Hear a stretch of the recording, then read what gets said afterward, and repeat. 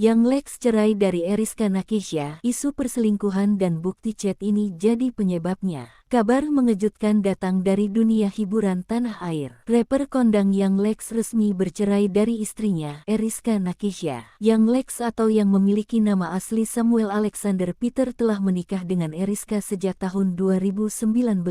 Namun, Eriska memberikan pernyataan di akun Instagram miliknya bahwa dirinya telah resmi berpisah dengan Yang Lex pada tahun 2025 ini. Dalam Instagramnya, Eriska mengunggah feed pada Sabtu, tanggal 3 Mei tahun 2025 lalu. Ia juga mengungkapkan dirinya mendapatkan banyak dukungan via DM. Sebelum kabar perceraian ini, sempat terdengar isu mengenai perselingkuhan oleh Yang Lex. Hal ini yang kemudian digadang-gadang menjadi sebab perceraian keduanya. Isu perselingkuhan yang dilakukan Yang Lex ini berawal dari postingan yang menunjukkan tangkapan layar yang berisi percakapan di WhatsApp.